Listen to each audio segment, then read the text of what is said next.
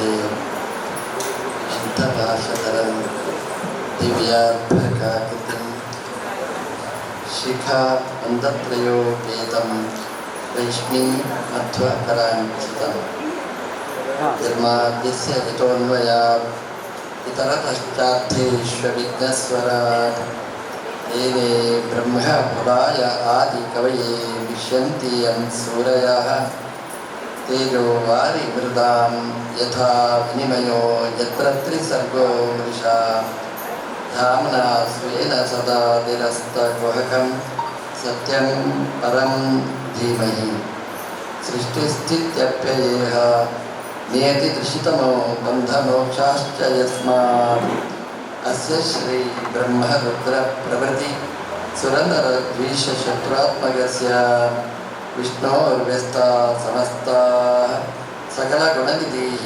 सर्वदोषव्यपेताः पूर्णानन्दो व्ययो यो गुरुरपि परमः चिन्तये तन्महन्तम्।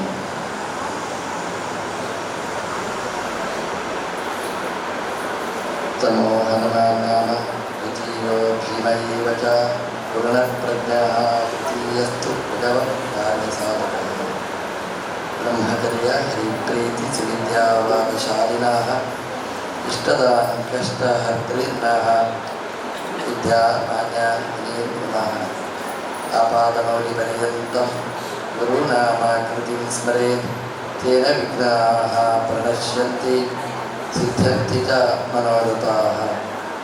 समस्तगुरुभ्यो नमः। नारायणं नमस्कृत्य नरं चैव नरोत्तमं देवीं सरस्वतीं व्यासं ततो ग्रन्थम् उदीरये।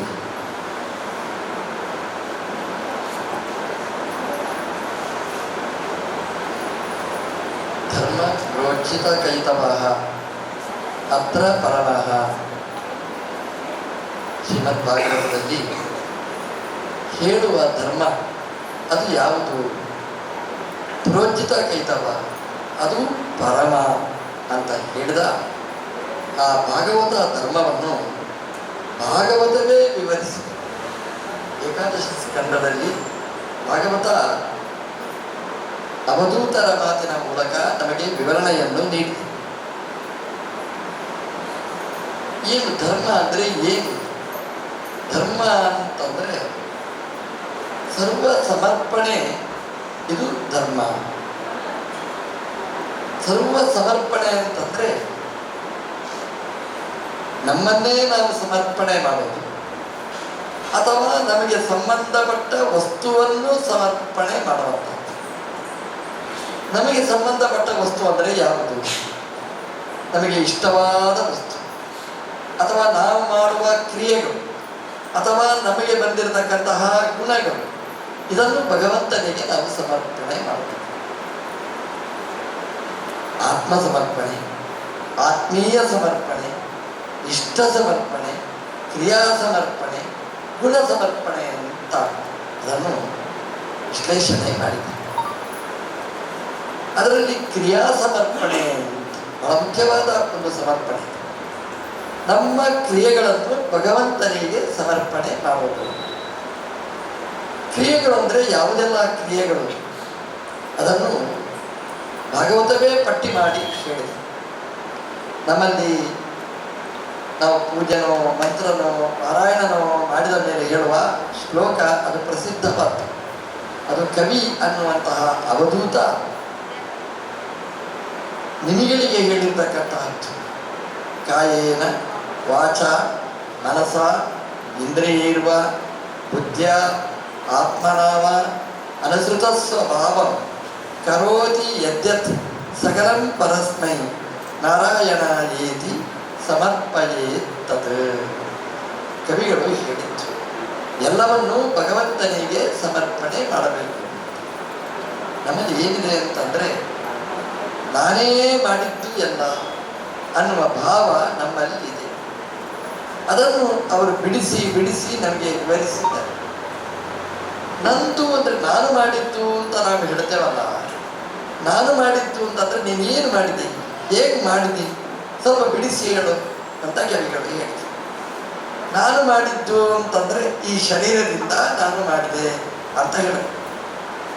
ಅಥವಾ ನಾನು ಮಾಡಿದೆ ಅಂದ್ರೆ ನಾನು ಹೇಳಿ ಅದು ಮಾಡು ಇದು ಮಾಡು ಅಂತ ಹೇಳಿ ಹೇಳಿ ಹೇಳಿ ನಾನು ಮಾಡಿಸಿದೆ ಅಂದ್ರೆ ಮಾತಿನ ಮೂಲಕ ಮಾಡಿಸಿದೆ.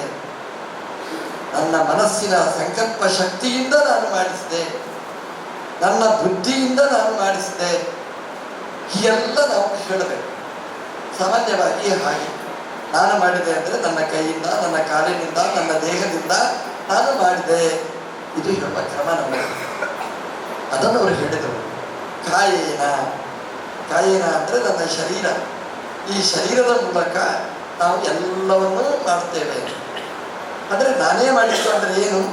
ನಾನಲ್ಲ, ನನ್ನ ಶರೀರದಿಂದ ನಾನು ಮಾಡಿದ್ದು ಅಂತ ಹೇಳಬೇಕು. ಆಗ ಅವರು ಪ್ರಶ್ನೆ ಮಾಡಿದರು ಅವಧೂತ, ಶರೀರ ನಿನಗೆ ಎಲ್ಲಿಂದ ಬಂತು? ಶರೀರದಿಂದ ನೀನು ಮಾಡಿದ್ದಿ, ಈ ಶರೀರ ನಿನಗೆ ಹಾಗೆ ಬಂತು? ಶರೀರ ನಾನೇ ಸಂಪಾದನೆ ಮಾಡಿದ್ದು. ಅಮ್ಮ, ನೀನು ಹ್ಯಾಂಗೆ ಸಂಪಾದನೆ ಮಾಡಿದ್ದು? ಇನ್ನೊಂದು ಶರೀರ ಸಂಪಾದನೆ ಮಾಡಿಕೊಡು, ನಿನಗೆ ಸಾಧ್ಯ? ನೀನು ಎಲ್ಲಿಂದ ಬಂದದ್ದಂತ ನಿನಗೆ ಗೊತ್ತಿಲ್ಲ. ನೀನು ಶರೀರ ಯಾವಾಗ ಸಂಪಾದನೆ ಮಾಡಿದ್ದಂತೆ ನಿನಗೆ ಗೊತ್ತಿಲ್ಲ. ನಾನು ಮಾಡಿದ್ದು ಅಂತ ಹೇಳಲಿಕ್ಕೆ ನಿನಗೆ ಹೇಗೆ ಸಾಧ್ಯ? ಒಂದು ಅಂಗಿ ಬೇಕಾದರೆ ನಾವು ಹೊಲಿಬಹುದು, ಈ ಶರೀರವನ್ನು ನೀನು ಹೇಗೆ ಹೊಲಿದಿ?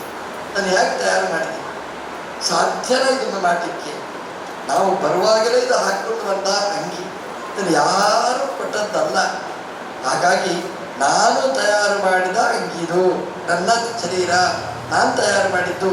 ಯಾರಾದರೂ ವಿವೇಕಿ ಹೇಳಲಿಕ್ಕೆ ಸಾಧ್ಯನ? ಎಷ್ಟು ಆಶ್ಚರ್ಯ ಅಂತಂದರೆ, ಶರೀರ ಬರುವಾಗ ಇಷ್ಟು ಚಿಕ್ಕದಿತ್ತು, ಇಷ್ಟು ಬೃಹತ್ತಾಗಿ ಬೆಳೆಯಿತು. ಅದು ಹೇಗೆ ಬೆಳೆಯಿತು? ಯಾರು ಬೆಳೆಸಿದರು? ನಾವು ಟೈಲರ್ ಹತ್ರ ಹೋಗಿ ಒಂದು ಅಂಗಿ ಹೊಲಿದು ಕೊಡು ಅಂತ ಹೇಳೋಣ. ಅಂಗಿ ಹೊಲಿದು ಕೊಡ್ತಾರೆ. ಎಷ್ಟು ವರ್ಷ? ಹೆಚ್ಚು ಅಂದರೆ 1 ವರ್ಷ. ಈ ಹಬ್ಬ ದೀಪಾವಳಿ ಹಬ್ಬಕ್ಕೆ ಒಂದು ಹೊಲಿಸಿದರೆ ನೆಕ್ಸ್ಟ್ ದೀಪಾವಳಿಗೆ ಹೊಸ ಅಂಗಿ ಬರಬೇಕು. ಯಾಕೆಂದರೆ ನಾವು ಬೆಳೆದಿರ್ತೇವೆ. ಅಂದರೆ ನಮ್ಮ ಅಂಗಿ ಅದು ಬೆಳೆಯುತ್ತದ? ಬೆಳೆಯುವುದಿಲ್ಲ. ಈ ಸಲ ಎಷ್ಟಿದೆ ಅಷ್ಟೇ ಹೊರತು, ಇನ್ನು ಹೆಚ್ಚು ಅಂದರೆ ಸ್ವಲ್ಪ ಚಿಕ್ಕದಾಗುವುದೇ ಹೊರತು ದೊಡ್ಡದಲ್ಲ. ನಮ್ಮ ಆತ್ಮನಿಗೆ ಹಾಕಿದ ಈ ಅಂಗಿ ಹಾಗಲ್ಲ ನೋಡಿ, ಅದು ಬೆಳೀತಾ ಇರ್ತದೆ. ಅಲ್ಲಿ ಯಾರು ಬೆಳೆಸುವವರು ಅದನ್ನು ಹೇಗೆ ಬೆಳೆಯಿತು? ಯಾರೋ ಒಬ್ಬರು ಹೇಳಿದರು, ಅದನ್ನು ಅಮ್ಮ ದಿನ ಎಳೆದು ಎಳೆದು ಎಳೆದು ಇಷ್ಟು ಉದ್ದ ಮಾಡಿದ್ದಾಳೆ. ಅದು ಸಾಧ್ಯನ?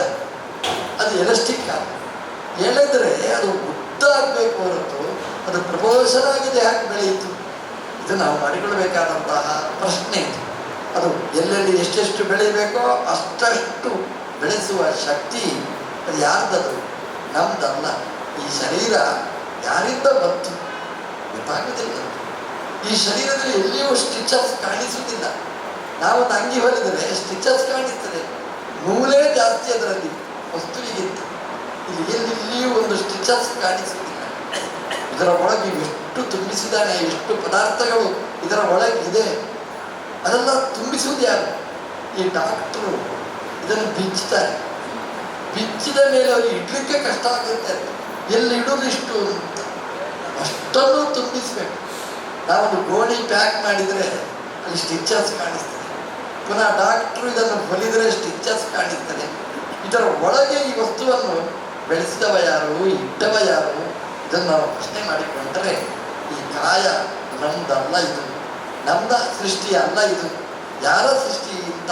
ಹಾಗಾಗಿ ಈ ಶರೀರದಿಂದ ಸೃಷ್ಟಿ ಮಾಡಿದೆ ಅಂತಂದರೆ ಶರೀರವನ್ನು ಸೃಷ್ಟಿ ಮಾಡಿದವ ಯಾರು? ಈ ಶರೀರಕ್ಕೆ ಒಂದು ಒಳ್ಳೆಯ ಹೆಸರು ಸಂಸ್ಕೃತದಲ್ಲಿ, ಕನ್ನಡದಲ್ಲಿಯೂ ನಾವು ಕರೀತೇವೆ ಕಾಯ. ಅದನ್ನೇ ಬಳಸಿದ್ದಾರೆ ಕಾಯ. ಕಾಯ ಅಂತಂದರೆ ಕ ಅಂದರೆ ಸುಖ, ಕಾಯ ಅಂದರೆ ಲಾಭ. ಸುಖದ ಲಾಭಕ್ಕೋಸ್ಕರ ಇರುವಂತಹದ್ದು ಈ ಶರೀರ. ಈ ಶರೀರದಿಂದ ನಾವೇನು ಮಾಡ್ತೇವೆ? ಎಂಜಾಯ್ ಮಾಡ್ತೇವೆ, ನಾವು ಸುಖ ಅನುಭವಿಸ್ತೇವೆ. ನಾವು ಸುಖ ಅನುಭವಿಸಬೇಕಾದ್ರೆ ಈ ಶರೀರ ಬೇಕು. ಬೆಳಿಗ್ಗೆ ಹೇಳ್ತೇವೆ, ಗಮ್ಮತ್ತು ಮಾಡ್ತೇವೆ, ರಾತ್ರಿ ಮಲಗ್ತೇವೆ, ಆರಾಮವಾಗಿರ್ತೇವೆ. ಶರೀರ ಇದ್ರೆ ಇದೆಲ್ಲ ಮಾಡ್ಲಿಕ್ಕಾಗುತ್ತೆ. ಕಾಯ ಅಂತ ಇದು ಅಂದರೆ ಸುಖದ ಲಾಭ ಪಡೀಲಿಕ್ಕೆ ಇರುವಂತಹದ್ದು ಈ ಶರೀರ. ಈ ಸುಖದ ಲಾಭ ಅದನ್ನು ಯಾಕೆ ಪಡೆದಿ ಅಂತ ಕೇಳಿದ್ರು. ಕಾಯ. ಕ ಅಂದರೆ ವಾಯುದೇವರು, ಕ ಅಂದರೆ ಭಗವಂತ, ಅವನಿಂದ ಆಯ ಬಂದಿರತಕ್ಕಂಥದ್ದು ಇದು. ಹರಿವಾಯುಗಳು ನಮಗೆ ಕೊಟ್ಟಿರ್ತಕ್ಕಂಥದ್ದು ಈ ಶರೀರ. ಇದು ನಾವು ಮರಿಬಾರ್ದು. ಅಂದರೆ ನಮ್ಗೆ ಯಾವಾಗ ಗೊತ್ತಾಗುತ್ತೆ ಅಂತಂದರೆ, ನಮ್ಮ ದೇವರು ಈ ಶರೀರವನ್ನು ಬಿಟ್ಟು ಹೋದರೆ, ದೇವರು ಬಿಟ್ಟು ಹೋದಾಗ ವಾಯುದೇವರು ನಮ್ಮ ಶರೀರವನ್ನು ಬಿಟ್ಟು ಹೋದರೆ ಅವಾಗ ಗೊತ್ತಾಗುತ್ತೆ ಈ ಶರೀರದಲ್ಲಿ ಯಾವ ಕ್ರಿಯೆಯೂ ಇಲ್ಲ. ಎಲ್ಲಿಂದ ಎಲ್ಲಿವರೆಗೆ ಇರ್ತದೆ? ಭಗವಂತ ಯಾವಾಗ ಪ್ರವೇಶ ಮಾಡಿದ, ಹಂಸಮಂತ್ರ ಜಪದ ಮೂಲಕ ವಾಯುದೇವರೊಳಗೆ ಪ್ರವೇಶ ಮಾಡ್ತಾರೆ, ಅವರು ಇರುವಷ್ಟು ಕಾಲ ಇದು ಕಾಯ ಅಂದರೆ ಹರಿವಾಯುಗಳ ಆವಾಸ ಜಾಗ ಇದು ಈ ಶರೀರ. ಅದಕ್ಕೆ ಕಾಯ ಅಂತ ಹೆಸರು. ಅವರು ಎಷ್ಟು ಕೆಲಸ ಮಾಡ್ತಾರೆ ಅಷ್ಟು ದಿನ ನಾವು ಕೆಲಸ ಮಾಡ್ತೀವಿ. ಅವರು ಕೆಲಸ ನಿಲ್ಲಿಸಿದರೆ ನಮ್ಮ ಕೆಲಸ ನಿಂತು ಹೋಗುತ್ತೆ. ಅವರ ಕೆಲಸ ಅಂತಂದರೆ ಶ್ವಾಸೋಚ್ಛ್ವಾಸ. ಅದು ಎಲ್ಲಿವರೆಗೆ ನಡೀತದೆ ಅಲ್ಲಿವರೆಗೆ ಇದೆ. ಅದೂ ನಾನು ಮಾಡ್ತೇನೆ ಅಂತ ಯಾರಾದರೂ ಹೇಳ್ಬೋದ? ಶ್ವಾಸೋಚ್ಛ್ವಾಸ ಅದು ನಾನು ಮಾಡ್ತೇನೆ ಖಂಡಿತ ಹೇಳಲಿಕ್ಕೆ ಸಾಧ್ಯನೇ ಇಲ್ಲ. ನಮ್ಮ ಪ್ರಯತ್ನವೇ ಇಲ್ಲ. ಪ್ರಯತ್ನ ಬಿಡಿ, ಅದರ ಕಡೆಗೆ ಗಮನವೇ ಇಲ್ಲ. ನಾವು ಎಲ್ಲೋ ತಲೆ ಇಟ್ಕೊಂಡಿರ್ತೇವೆ, ಗಾಳಿ ಒಳಗೆ ಹೊರಗೆ, ಆ ಫಂಕ್ಷನ್ ಆಗ್ತಲೇ ಇರ್ತದೆ. ಇನ್ನೂ ಸ್ಪಷ್ಟ ಆಗಬೇಕು ಅಂತಂದರೆ ರಾತ್ರಿ ಮಲಗಿದರೆ ನಮ್ಮ ಪ್ರಯತ್ನ ಎಲ್ಲಿರ್ತದೆ? ಅಲ್ಲಿ ಶ್ವಾಸೋಚ್ಛ್ವಾಸ ಮಾಡುವುದು ಯಾರು? ನಾನು ಎಚ್ಚರದಕ್ಕೆ ಮಲಗಿರ್ತೇವೆ. ಹಾಗಾಗಿ ಇದರ ಒಳಗೆ ಕ್ರಿಯೆಗಳು ನಡೀತಾ ಇರ್ತದೆ. ಅದು ಹರಿವಾಯುಗಳ ಅನುಗ್ರಹದಿಂದ. ಅದಕ್ಕೆ ಕಾಯ ಅಂತ ಹೆಸರಿಟ್ಟು. ಹಾಗಾಗಿ ಈ ಶರೀರದಿಂದ ನಾನು ಎಲ್ಲ ಕೆಲಸಗಳನ್ನು ನಾನು ಮಾಡ್ತೇನೆ. ಬರೀ ಅಹಂಕಾರದ ಮಾತಾಗುತ್ತೆ ಅಷ್ಟೇ ಹೊರತು ನಮ್ದಲ್ಲ.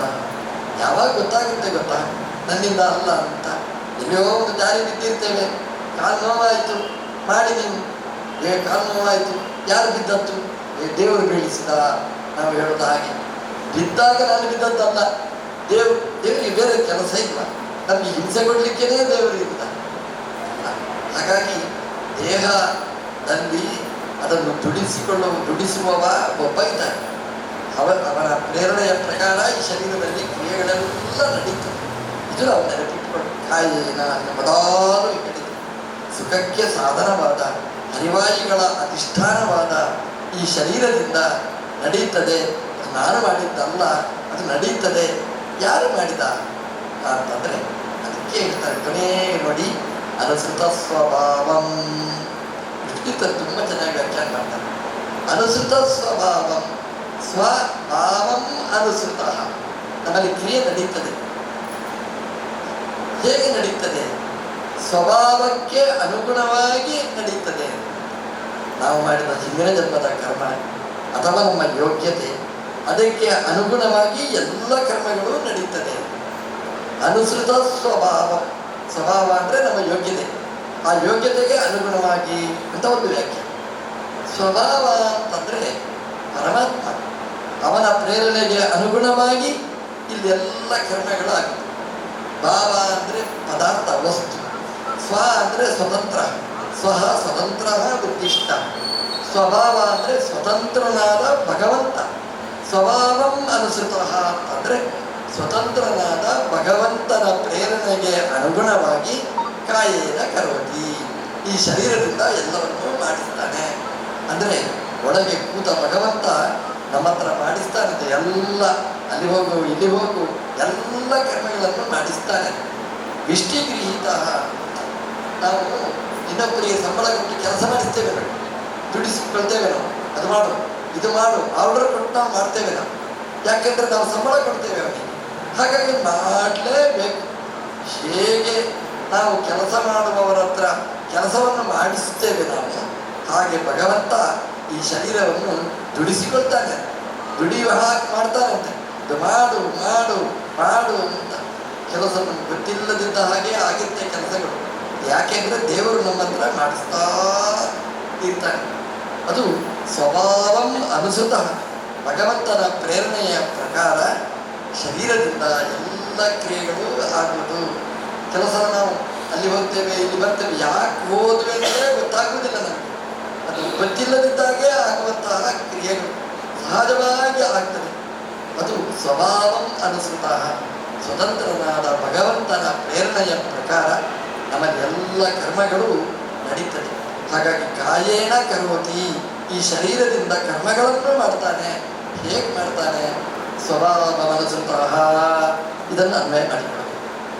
ಈ ಶರೀರದಿಂದ ಮಾಡುವ ಕೆಲಸ ಭಗವಂತ ನಮ್ಮ ಹತ್ರ ಮಾಡಿಸ್ತಾನೆ. ಇದು ಅನುಸಂಧಾನ ಮಾಡಿದರೆ ನಾನು ಮಾಡುವವ ಅಲ್ಲ, ಇದರ ಒಳಗೆ ಮಾಡಿಸುವವ ಒಬ್ಬ ಇರ್ತಾನೆ. ಇದು ನಮಗೆ ಗೊತ್ತಾಗುವಂಥದ್ದು. ನಾವು ಮಾತಾಡ್ತೇವೆ, ಮಾತಾಡುವ ಕೈ ಮೇಲೆ ಕೆಳಗೆ ಮಾಡ್ತೇವೆ. ನಮ್ಗೆ ಎಲ್ಲಿ ಗೊತ್ತಿರ್ತದೆ ಇದು ಮೇಲೆ ಹೋಗು ಕೈ ಕೆಳಗೆ ಹೋಗು ಅಂತ ಆಲೋಚನೆ ಮಾಡಲಿಕ್ಕೆ ಇರುವುದಿಲ್ಲ. ನಾವು ಕಣ್ಣು ತೆರೆಯುತ್ತೇವೆ, ಹಾಕ್ತೇವೆ, ನಮ್ಗೆಲ್ಲಿ ಪ್ರಯತ್ನ ಇರ್ತದೆ. ಗೊತ್ತಿಲ್ಲದಿದ್ದಾಗೆ ಕಣ್ಣು ರೆಪ್ಪೆ ಮುಚ್ಚುತ್ತದೆ, ತೆಗೆಯುತ್ತದೆ. ಅದು ಯಾರು ಮಾಡಿಸಿದ್ರು? ಭಗವಂತನ ವ್ಯಾಪಾರ ಇದು. ಸ್ವಭಾವ ಅನುಸೃತ, ಸ್ವಭಾವಕ್ಕೆ ಅನುಗುಣವಾಗಿ ಭಗವಂತ ಆ ಕರ್ಮವನ್ನು ಮಾಡಿಸ್ತಾನೆ. ಇನ್ನೊಂದು ಒಳ್ಳೆಯ ಉದಾಹರಣೆ ಕೊಡ್ತಾನೆ. ವಾಚ ನಾವೆಲ್ಲ ಮಾಡಿಸ್ತೇವೆ, ಎಲ್ಲ ಬಾಯಿಯಿಂದ ನಡೆಯುವ ಕ್ರಿಯೆಗಳೆಲ್ಲ ನಾವು ಬಾಯಿಯಿಂದ ಇನ್ನೊಬ್ಬರಿಗೆ ಹೇಳ್ತೇವೆ, ಇದನ್ನು ಮಾಡು, ಇದನ್ನು ಮಾಡು, ಇದನ್ನು ಬಿಡು ಅಂತೆಲ್ಲ ಹೇಳ್ತೇವೆ.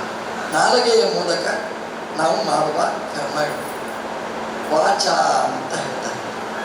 ನಾಲಿಗೆಯಿಂದ ಮಾಡುವ ಕರ್ಮ ಅದು ಯಾರು ಮಾಡಿಸಿದ್ರು? ಇದು ದೇವರನ್ನು ಅನುಸಂಧಾನ ಮಾಡಲಿಕ್ಕೆ ಒಳ್ಳೆಯ ಒಂದು ಉದಾಹರಣೆ. ವಾಗಿದ್ರಿಯ ಅಂದರೆ ನಾಲಿಗೆ ಮಾತಾಡ್ತಾ ಇರ್ತದೆ. ನಾಲಿಗೆ ಮೇಲೆ ಹೋಗ್ತದೆ, ಕೆಳಗೆ ಬರ್ತದೆ. ಆ ಶಬ್ದ ಉಚ್ಚಾರಣೆ ಮಾಡಬೇಕಾದ್ರೆ ಮೇಲೆ ಕೆಳಗೆ ಹೋಗಬೇಕು. ಇಂತಿಂಥ ಜಾಗಕ್ಕೆ ಹೋಗಿ ನಾಲಿಗೆ ಮುಟ್ಟಿದ್ರೆ ಇಂಥ ವರ್ಣ ಲೆಟರ್ಸ್, ಈ ಲೆಟರ್ ಬರುತ್ತೆ ಅಂತ ಇದೆ. ಕಾ ಅಂತ ಹೇಳಬೇಕು, ಬಾಯಿ ತೆರಿಬೇಕು. ಮಾ ಅಂತ ಹೇಳಬೇಕಾದ್ರೆ ಮುಚ್ಚಬೇಕು. ಹಾಗೆಲ್ಲ ಇದನ್ನು ಅಂದರೆ ಅದಕ್ಕೆಲ್ಲ ವ್ಯಾಕರಣದಲ್ಲ ನಿಯಮ ಹೇಳಿದ್ದಾರೆ. ಶಿಕ್ಷಾಶಾಸ್ತ್ರದಲ್ಲಿ ವರ್ಣವನ್ನು ಉಚ್ಚಾರಣೆ ಮಾಡಬೇಕು ಹೇಗೆ ಅಂತ.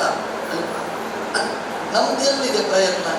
ನಾಲಿಗೆಯನ್ನು ಮೇಲೆ ಹೋಗು, ಕೆಳಗೆ ಹೋಗು ಅಂತ ನಾನು ಇಲ್ಲಾದರೂ ಆಲೋಚನೆ ಮಾಡೋದು ಉಂಟ. ನಮ್ಗೆ ಗೊತ್ತಿಲ್ಲದಾಗೆ ನಾಲಿಗೆ ತಿರ್ತಾ ಇರ್ತಾರೆ. ಆ ಮೇಲೆ ಕೆಳಗೆ ಮಾಡುವವ ಯಾರು?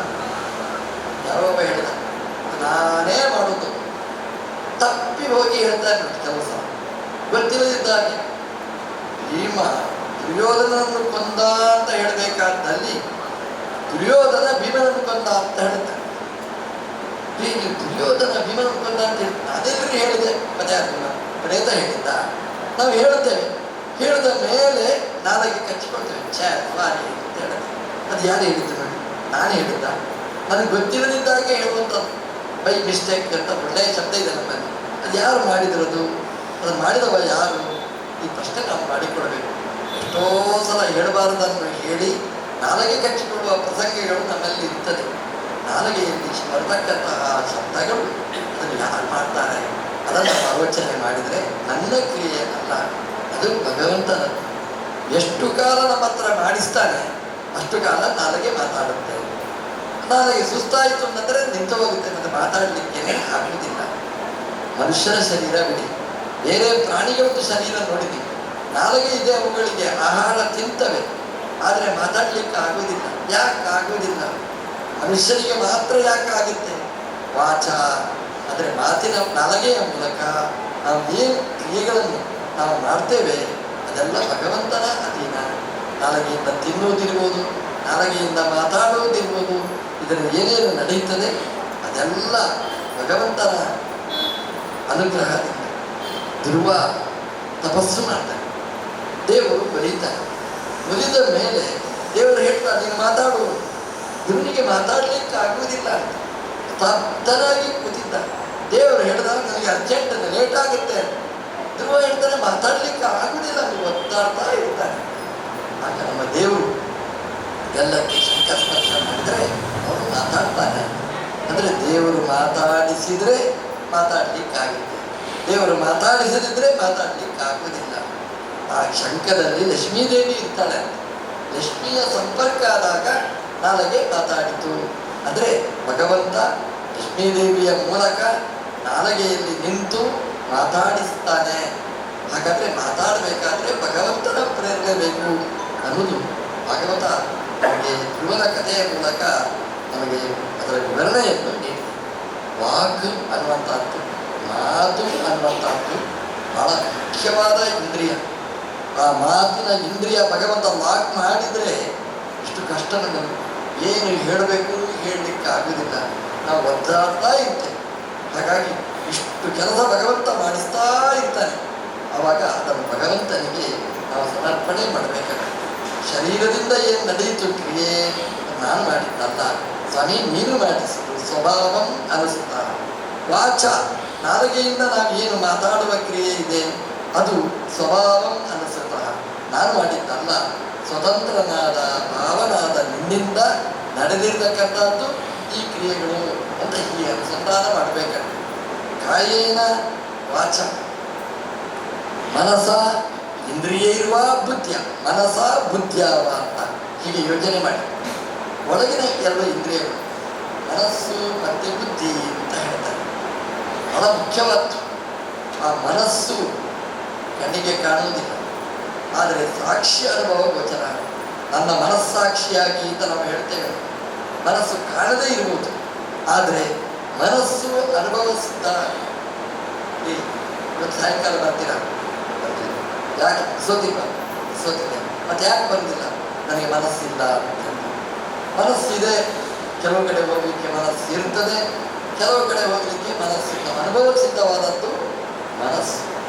ಈ ಮನಸ್ಸು ಬುದ್ಧಿ, ಈ ಮನಸ್ಸಿನ ಪಾತ್ರ ಎಷ್ಟು ದೊಡ್ಡದು ಅಂತಂದ್ರೆ, ಮನಸ್ಸು ಒಳಗೆ ಕೂತಿರ್ತದೆ. ಈ ಇಂದ್ರಿಯಗಳ ಮೂಲಕ ಎಲ್ಲ ಕೆಲಸಗಳನ್ನು ಮಾಡಿಸ್ತದೆ.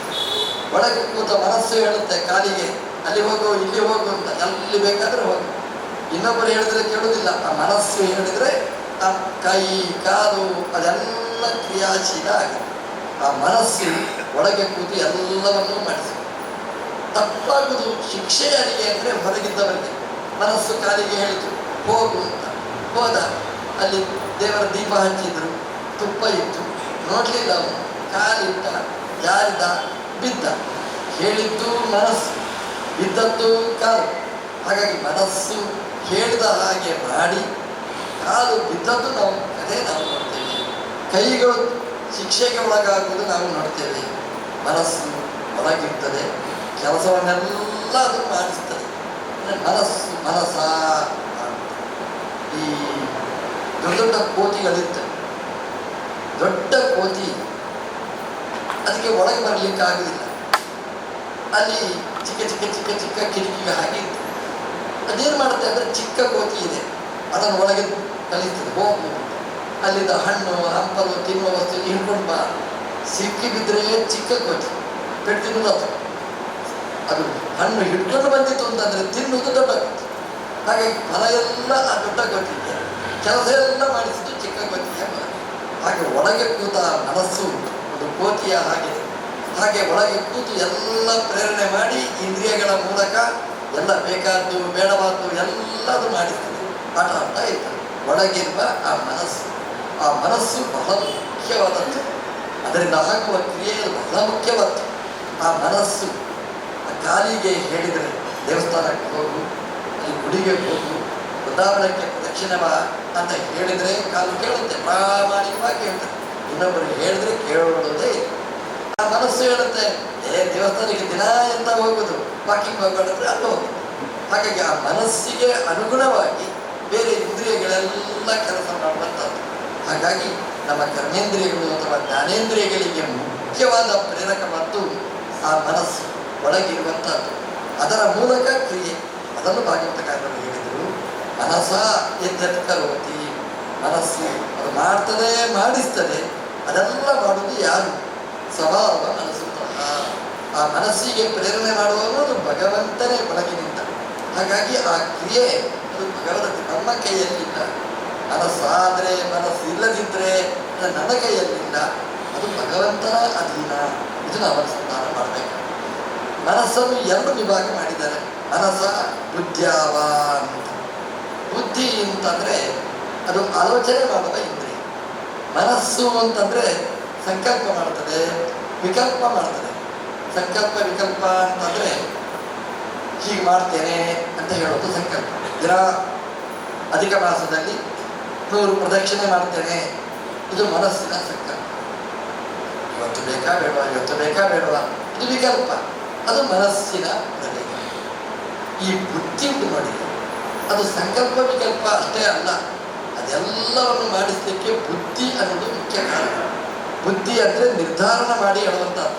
ಇದು ಬೇಕು, ಇವತ್ತು ಬೇಡ ಅಂತ ತೀರ್ಮಾನ ಮಾಡೋದು ಬುದ್ಧಿ. ಸಂಕಲ್ಪ ಮಾಡೋದು ಮನಸ್ಸು, ಅದರ ವಿಕಲ್ಪಾದಿಗಳಿಗೆ ಕಾರಣವಾದದ್ದು ಬುದ್ಧಿ. ಹಾಗಾಗಿ ಮನಸ್ಸಿಗಿಂತ ಭಿನ್ನವಾದದ್ದು ಇಂದ್ರಿಯ, ಅದು ಬುದ್ಧಿ ಒಳಗಿರ್ತದೆ. ನಮ್ಮಲ್ಲಿ ಬೈಬೇಕು ನೋಡಿ, ಏನಾದರೂ ತಪ್ಪು ಮಾಡಿದರೆ ಬೈಯುವ ಶಬ್ದ ಹೇಗೆ, ಮನಸ್ಸಿಲ್ವಾ ಅಂತ ಕೇಳೋದಲ್ಲ, ನಿನಗೆ ಬುದ್ಧಿ ಇಲ್ವಾ ಅಂತ ಕೇಳ್ತೇವೆ. ಬುದ್ಧಿ ಅಂತಂದರೆ ವಿವೇಕ, ಸರಿತಪ್ಪನ್ನು ನಿರ್ಧಾರ ಮಾಡುವ ಇಂದ್ರಿಯ. ಹಾಗಾಗಿ ಆ ಬುದ್ಧಿ ಸರಿಯಾದ್ದನ್ನು ವಿಶ್ಲೇಷಣೆ ಮಾಡ್ತದೆ. ಹೀಗೆ ಮಾಡು, ಹೀಗೆ ಮಾಡಬೇಡ, ಅದರ ನಿರ್ಧಾರನೇ ಪ್ರಮುಖವತ್ತು. ಹಾಗಾಗಿ ಮನಸ್ಸು ಅಂತ ಒಂದು, ಬುದ್ಧಿ ಅಂತ ಇನ್ನೊಂದು. ಅದರಲ್ಲಿ ಆ ಎರಡರಿಂದ ಮನಸ್ಸಿನಿಂದ ಆಗುವ ಸಂಕಲ್ಪ, ಮನಸ್ಸಿನಿಂದ ಆಗುವ ವಿಕಲ್ಪ, ಬುದ್ಧಿಯಿಂದ ಆಗತಕ್ಕಂತಹ ನಿರ್ಧಾರ ಕ್ರಿಯೆ, ಇದೆಲ್ಲ ಹೇಗಾಯಿತು? ಸ್ವಭಾವ ಮನಸ್ಸು ಭಗವಂತನ ಈ ಸಂಕಲ್ಪಕ್ಕೆ ಅನುಗುಣವಾಗಿ ಇದೆಲ್ಲ ನಡೀತದೆ. ಒಟ್ಟು ನೋಡಿದರೆ ಆತ್ಮನಾವ ಅಂತ ಇನ್ನೊಂದು. ಆತ್ಮ ಅಂದರೆ ಜೀವ ಅಂತ ಆಗ್ತದೆ, ಆತ್ಮ ಅಂದರೆ ಅಹಂಕಾರ ಅಂತ ಆಗ್ತದೆ. ಅಹಂಕಾರ ಅಂತ ನಾನು ಮಾಡ್ತೇನೆ ಅನ್ನುವಂಥ.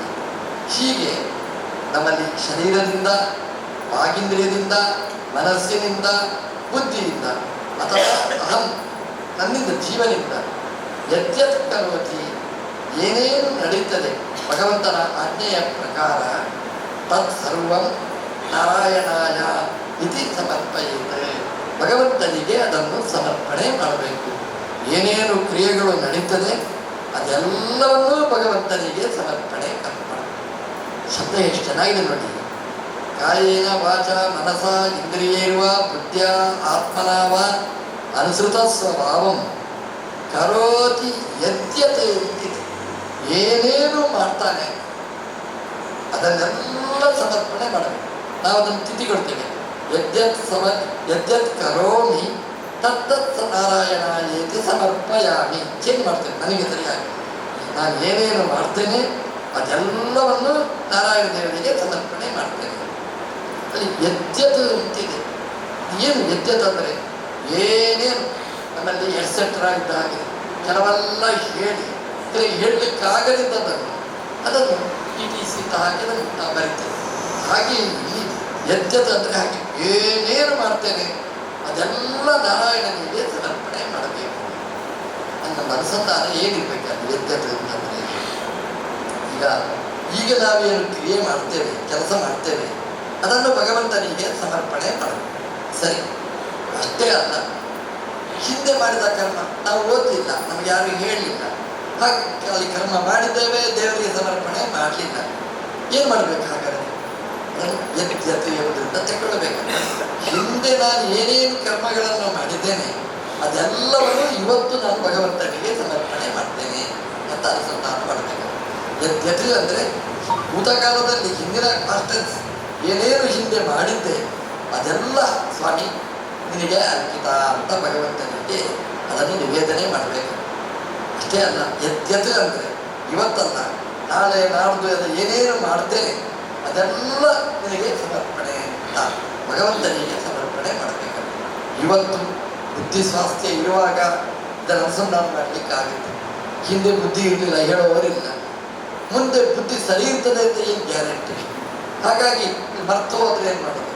ಹಾಗಾಗಿ ಇವತ್ತು ನಾವು ಹಿಂದೆ ಮಾಡಿದ ಕರ್ಮ, ಮುಂದೆ ಮಾಡುವ ಕರ್ಮ ಅದೆಲ್ಲ ಭಗವಂತನಿಗೆ ಸಮರ್ಪಣೆ ಮಾಡಬೇಕು. ಇದು ಭಾಗವತ ಧರ್ಮ, ಭಾಗವತ ಹೇಳಿದ ಧರ್ಮ, ಭಗವಂತನಿಗೆ ಇಷ್ಟವಾದ ಧರ್ಮ. ನಾನು ಹಿಂದೆ ಏನು ಮಾಡಿದ್ದೇನೆ, ಮುಂದೆ ಏನು ಮಾಡ್ತೇನೆ, ಸ್ವಾಮಿ ನಾರಾಯಣ ನಿನಗೆ ಅದು ಅರ್ಪಿತ ಅಂತ ಭಗವಂತನಿಗೆ ಅದನ್ನು ಸಮರ್ಪಣೆ ಮಾಡಬೇಕು. ಹಿಂದೆ ಮಾಡಿದ ಕರ್ಮ ಅಂತಂದರೆ ನಾವು ಪಕ್ಷಿಯಾಗಿ, ಪ್ರಾಣಿಯಾಗಿ, ಮೂಕ ವಸ್ತುವಾಗಿ ನಾವು ಹುಟ್ಟಿರ್ತೇವೆ. ಇವತ್ತು ಮನುಷ್ಯರಾಗಿ ಹುಟ್ಟಿದ್ದೇವೆ. ಹಿಂದೆಲ್ಲ ಏನಾಗಿದ್ದೇವೆ ನಮಗೇನು ಗೊತ್ತು? ಇವತ್ತು ಬೈತೇವೆ, ಕಾಗೆ ಅಂತ ಬೈತೇವೆ, ನಾವು ಏನಾಗಿದ್ದೇವೆ ಅಂತ ಯಾರಿಗೂ ಗೊತ್ತು? ಅಂತಹ ಬೇರೆ ಬೇರೆ ಪಕ್ಷಿ, ಬೇರೆ ಬೇರೆ ಪ್ರಾಣಿ, ಮೃಗಗಳು, ಅದರಲ್ಲೆಲ್ಲ ನಾವು ಹುಟ್ಟಿರ್ತೇವೆ. ಅಲ್ಲೆಲ್ಲ ಮಾಡಿದ್ದೇವೆ ಕರ್ಮ. ಅದೆಲ್ಲ ಏನು ಮಾಡಬೇಕು? ಯದ್ಯತ್ ಕರೋತಿ, ಅದೆಲ್ಲವನ್ನು ಕೂಡ ಬೇರೆ ಬೇರೆ ಪಕ್ಷಿ, ಪ್ರಾಣಿ, ಮೃಗವಾಗಿ ನಾವು ಹುಟ್ಟಿದಾಗ ನಾವು ಏನೇನು ಮಾಡಿದ್ದೇವೆ ಅದನ್ನೆಲ್ಲ ಈಗ ಬುದ್ಧಿ ಸರಿಯಾಗಿರ್ತಕ್ಕಂಥ ಈ ಮನುಷ್ಯನ ಈ ಧರ್ಮದಲ್ಲಿ ಬಂದಾಗ ಅದನ್ನು ಭಗವಂತನಿಗೆ ಸಮರ್ಪಣೆ ಮಾಡಬೇಕಂಥದ್ದು ಭಾಗವತ ಧರ್ಮ. ಯದ್ಯತ್ ಹಾಗೆಯೇ ಮುಂದೆ ಏನಾಗ್ತೇನೆ ಅಂತ ಯಾರಿಗೆ ಗೊತ್ತು? ನಾನು ಇಂಥದ್ದೇ ಆಗ್ತೇನೆ ಗ್ಯಾರಂಟಿ ಹೇಳಲಿಕ್ಕೆ ಸಾಧ್ಯ. ನಾನು ಡಾಕ್ಟರ್ ಆಗ್ತೇನೆ ಅಂತೇಳಿ ಡಾಕ್ಟರ್ ಆಗ್ಬೋದು, ಇಂಜಿನಿಯರ್ ಆಗ್ತೇನೆ ಅಂತ ಆಗ್ಬೋದು, ಆಗಲೂಬಹುದು, ಆಗದೇ ಇರುವ ಆಗಬಹುದು, ಸ್ವಲ್ಪ ಅವಕಾಶ. ನಾಳೆ ನಾನು ಮನುಷ್ಯನಾಗಿಯೇ ಉಳಿತೇನೆ ಅಂತ ಗ್ಯಾರಂಟಿಯಲ್ಲಿ ಇರ್ತದೆ. ಹಾಗೆ ನಾನು ಈ ಆಚಾರ್ಯರ ಶಿಷ್ಯನಾಗಿಯೇ ಉಳಿತೇನೆ ಅಂತ ಏನು ಗ್ಯಾರಂಟಿ ಇರ್ತದೆ? ನಾವು ಎಲ್ಲಿಯೋ ಒಂದು ಕಡೆ ಹುಟ್ಟಿರ್ತೇವೆ ನಾವು. ಆವಾಗ ಅಥವಾ ನಾವು ಮಾಡಿದ ಅನ್ಯಾಯಕ್ಕೆ ಶಿಕ್ಷೆಯಾಗಿ ಭಗವಂತ ಯಾವುದೋ ಪ್ರಾಣಿಯ ಜನ್ಮದಲ್ಲಿ ಹುಟ್ಟಿಸಿದರೆ, ಮದಭರಿತವಾದ ಮಾತಂಗದ ಜನ್ಮದಲ್ಲಿ ಹುಟ್ಟಿಸಿದರೆ ಹಾಗೆ ಸಮರ್ಪಣೆ ಮಾಡೋದು ಹೇಗೆ? ಹಾಗಾಗಿ ಯದ್ಯತ್ ಅಂತಂದರೆ ಮುಂದಿನ ಕಾಲದಲ್ಲಿ ನಾನು ಯಾವ ಪ್ರಾಣಿಯಾಗಿ ಹುಟ್ಟಿ ಅಲ್ಲಿ ಮಾಡುವ ಕರ್ಮ ಅದೆಲ್ಲ ಭಗವಂತನಿಗೆ ಸಮರ್ಪಣೆ. ಎಲ್ಲವೂ ಗಜೇಂದ್ರ ಅಂತ ಯಾಕೆ ತೀರ್ಮಾನ ಮಾಡ್ತಾರೆ? ಗಜೇಂದ್ರನಿಗೆ ಆ ಶಕ್ತಿ ಇತ್ತು, ಧರ್ಮಾಂತರದ ಬಲಿಷ್ಠವಾದ ಸಂಸ್ಕಾರ ಇತ್ತು. ಆನೆಯಾಗಿ ಹುಟ್ಟಿದ ಗಜೇಂದ್ರನಾಗಿ ಹುಟ್ಟಿದ ಮೊಸಳೆ ಕಾಲು ಎಳೆಯಿತು. ಆ ಕಾಲದಲ್ಲಿ ಭಗವಂತನಿಗೆ ಸಮರ್ಪಣೆ ಮಾಡಿದ ಎಲ್ಲರೂ ಗಜೇಂದ್ರನೇ, ಆನೆಯಾಗಿ ಹುಟ್ಟಿದವರೆಲ್ಲ ಗಜೇಂದ್ರನೇ ಆಗ್ತಾರೆ ಅಂತ ಏನು ಗ್ಯಾರಂಟಿ ಇರುವುದಿಲ್ಲ ನಮಗೆ. ಹಾಗಾಗಿ ಯದ್ಯತ್ ಕರೋತಿ, ಏನೇನು ಮಾಡ್ತೇವೆ ಅದೆಲ್ಲವನ್ನು ಕೂಡ ಭಗವಂತನಿಗೆ ಸಮರ್ಪಣೆ ಮಾಡಬೇಕು. ಮುಂದೆ ರೋಗ ಬರುತ್ತೆ ಅಥವಾ ನಾಡಿಯೇ ಕೊಂಡಿ ಕಳಚಿಕೊಂಡಿರ್ತದೆ, ನರ್ವಸ್ ಸಿಸ್ಟಮ್ ಹಾಳಾಗಿರ್ತದೆ, ಹಾಗೆ ಏನಂತಲೇ ನೆನಪಾಗುವುದಿಲ್ಲ ನಮಗೆ. ಅಂತಹ ಸಂದರ್ಭದಲ್ಲಿ ಮಾಡುವ ಕರ್ಮಗಳು ಅದೇನು ಮಾಡಬೇಕು? ರೋಗಾದಿ ಅವಸ್ಥೆಯಲ್ಲಿ ಮಾಡುವ ಕರ್ಮಗಳು ಅದೆಲ್ಲ ಭಗವಂತನಿಗೆ ನಾವು ಸಮರ್ಪಣೆ ಮಾಡಬೇಕು. ತೀರ್ಥರು ಅವಧೂತರು ಹೇಳ್ತಾರೆ, ಕೇಳುವಾಗ ಸ್ವಲ್ಪ ಕಷ್ಟ ಆಗಿ ಬಿಡುತ್ತೆ. ಅವ್ರು ಹೇಳ್ತಾರೆ, ಏನು ಹೇಳ್ತಾರೆ ಅಂತಂದರೆ, ಯದ್ಯತ್ ಕರೋತಿ ಅಂತಂದರೆ ನಾವು ಬದುಕಿರುವಾಗ ಮಾಡುವ ಕರ್ಮ ಆಯಿತು, ಸತ್ತ ಮೇಲೆ ಮಾಡುವ ಕರ್ಮ ಇದೆ ನೋಡಿ, ಅದನ್ನೂ ದೇವರಿಗೆ ಸಮರ್ಪಣೆ ಮಾಡಿ. ಅದೇ ಸತ್ತ ಮೇಲೆ ಮಾಡುವ ಕರ್ಮ ಏನು? ಸತ್ತಾಗಿರ್ತದೆ, ಇನ್ನೇನು ಕರ್ಮ? ಸತ್ತ ಮೇಲೂ ಕರ್ಮ ಇದೆ. ಆಮೇಲೆ ಪೂರ್ವ ಷೋಡಶ ಅಪರ ಷೋಡಶ ಅಂತಿದೆ. ಹುಟ್ಟಿದ ಮೇಲೆ 16 ಸಂಸ್ಕಾರಗಳು, ಸತ್ತ ಮೇಲೆ ಅಪರ ಷೋಡಶ ಮತ್ತೆ 16 ಸಂಸ್ಕಾರಗಳು ಅಂತಿದೆ. ಈ ಶವ ಇದೆ, ಅದಕ್ಕೆ ಸಂಬಂಧಪಟ್ಟ ಕರ್ಮಗಳು. ಅದೇ ಸತ್ತ ಮೇಲೆ ಜೀವ ಹೋದ ಬಳಿಕ ಏನು ಶವ ಉಳಿದಿರ್ತದೆ ಅದನ್ನು ಇಟ್ಕೊಂಡು ಕರ್ಮಾಂಗಗಳನ್ನು ಮಾಡ್ತಾರೆ ನೋಡಿ, ಅಂತ್ಯೇಷ್ಟಿಯಾದಿಗಳನ್ನು ಮಾಡ್ತಾರೆ. ಅಲ್ಲೆಲ್ಲ ಆ ಕರ್ಮವನ್ನು ಏನು ನಡೀತದೆ, ಶವಕ್ಕೆ ಸಂಬಂಧಪಟ್ಟ ಕರ್ಮಗಳು ಏನು ನಡೀತದೆ, ಅದಕ್ಕೆ ಭಗವಂತನ ಅರ್ಪಣೆ ಯಾರು ಮಾಡಬೇಕು? ಇವತ್ತೇ ನಾವು ಮಾಡಬೇಕು. ಈ ಶರೀರದಿಂದ ನಾನು ಸತ್ತ ಮೇಲೆ ಏನೆಲ್ಲ ಕರ್ಮಗಳು ನಡೀತದೆ, ಏನೆಲ್ಲ ಆಗಬೇಕು, ಆ ಕ್ರಿಯೆ ಸ್ವಾಮಿ ಅದು ನಿಮಗರ್ಪಿತ ಅಂತ ನಾವು ಅನುಸಂಧಾನ ಮಾಡಿದರೆ ಆ ಅಂತ್ಯೇಷ್ಟಿಯ ಪುಣ್ಯ ನಮಗೆ ಲಭಿಸ್ತದೆ. ಆಲೋಚನೆ ಮಾಡಲಿಕ್ಕೆ ಕಷ್ಟ ಆಗ್ತದೆ. ನಾನು ಸಾಯುವುದು ಅಂತ ಆಲೋಚನೆ ಮಾಡುವುದೇ ಕಷ್ಟ ನಮಗೆ. ನಾವು ಅದನ್ನು ನೆನಪಿಸಿದವರು ನಾನು ಸಾಯಲಿಕ್ಕಿಲ್ಲ ಅಂತ ತೀರ್ಮಾನ ಮಾಡಿದವರು. ನಾನೊಬ್ಬ ಅಜರಾಮರ, ಆದರೂ ಅಷ್ಟು ಇದ್ದರೂ ಒಂದಿನ ಸಾಯಬೇಕು. ಹಾಗೆ ಸತ್ತ ಮೇಲಾಗುವಂತಹ ಕ್ರಿಯೆಗಳು, ಅದರ ಬಗ್ಗೆ ಭಗವಂತನಿಗೆ ಅರ್ಪಣೆ ಮಾಡುವುದನ್ನು ನಾವು ಮರೀಬಾರದು. ಅದರಿಂದ ಯದ್ಯತ್ ಕರೋತಿ ಅಂತಂದರೆ ಆ ಶವದಲ್ಲಿ ಆಗಿರತಕ್ಕಂತಹ ಕ್ರಿಯೆಗಳು ಅದೂ ಕೂಡ ಅದು ಭಗವಂತನೇ ಮಾಡಿಸ್ತಾನೆ ಅಂತ ನಾವು ಅನುಸಂಧಾನ ಮಾಡಬೇಕು. ಅಲ್ಲಿ ಯದ್ಯತ್ ಕರೋತಿ ತತ್ತತ್ ನಾರಾಯಣಾಯೇತಿ ಸಮರ್ಪಯೇತಿ. ನಾರಾಯಣಾಯ ಇತಿ ಆ ಶಬ್ದನೇ ಚೆನ್ನಾಗಿದೆ. ನಮಗೆ ಯಾರಿಗೆ ಸಮರ್ಪಣೆ ಮಾಡಬೇಕು ಅಂತ ಒಂದು ಪ್ರಶ್ನೆ. ಅದು ನಾರಾಯಣನಿಗೆ ಸಮರ್ಪಣೆ ಮಾಡಬೇಕು. ನಾರಾಯಣನಿಗೆ ಯಾಕೆ ಸಮರ್ಪಣೆ ಮಾಡಬೇಕು? ಉಳಿದವರಿಗೆ ಯಾಕೆ ಸಮರ್ಪಣೆ ಮಾಡಬಾರದು? ನರಾಣಂ ಅಯನಃ ನಾರಾಯಣ. ನರರು ಅಂದರೆ ನಮಗೆ ಯಾರು ಅಯನ, ನಮಗೆ ಯಾರು ಆಶ್ರಯ? ಅವನು ನಾರಾಯಣ. ಅಂದರೆ ನಾವು ಯಾರನ್ನು ಆಶ್ರಯಿಸಿಕೊಂಡಿರ್ತೇವೆ ಅವನು ನಾರಾಯಣ, ನಮಗೆ ಆಶ್ರಯದಾತ ನಾರಾಯಣ. ಹಾಗಾಗಿ ನಾರಾಯಣನಿಗೆ ನಾವು ಸಮರ್ಪಣೆಯನ್ನು ನಾವು ಮಾಡಬೇಕಾದ್ದು. ಯಾರೇ ಆಗಲಿ, ನಾವು ಯಾವುದೇ ಪಂಥದವರಾಗಲಿ, ನಮಗೆ ಆಶ್ರಯ ಕೊಡುವವ ನಾರಾಯಣ. ಭಾಗವತ ಹೇಳುತ್ತೆ, ಯಾರಿಗೆ ಸಮರ್ಪಣೆ ಮಾಡಬೇಕು ಅಂತಂದರೆ ಅದು ನಾರಾಯಣನಿಗೆ.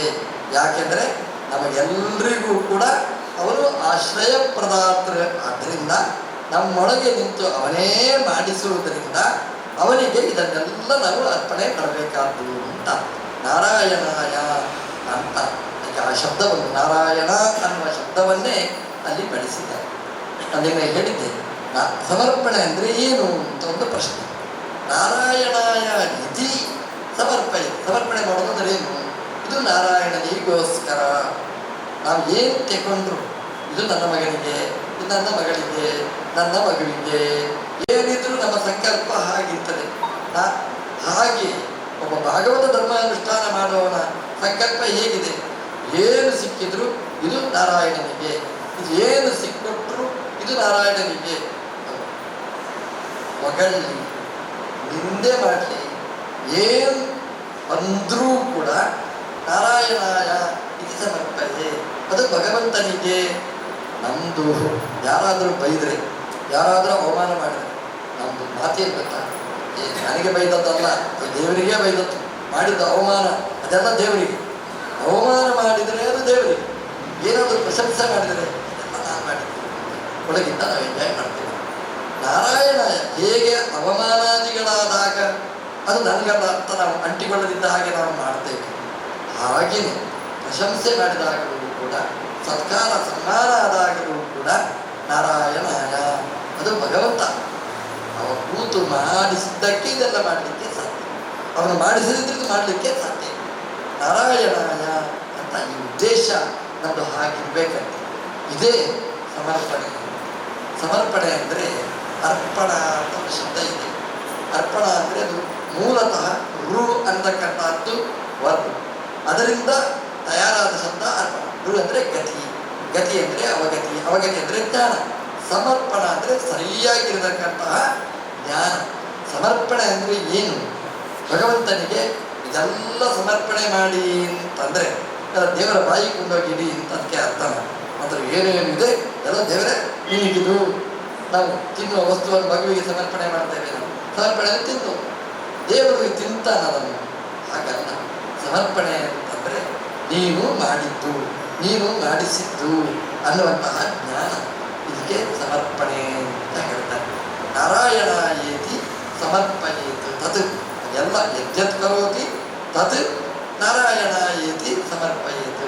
ಭಗವಂತನಿಗೆ ಅರ್ಪಣೆ ಮಾಡಬೇಕು. ಅರ್ಪಣೆ ಅಂತಂದರೆ ದೇವರು ಇದನ್ನು ಮಾಡಿಸಿದ, ದೇವರು ಇದನ್ನು ಕೊಟ್ಟ, ಎಲ್ಲಿವರೆಗೆ ಕೊಡ್ತಾನೆ ಇಡ್ತಾನೆ ಅಲ್ಲಿವರೆಗೆ ಇದು ಇರ್ತದೆ.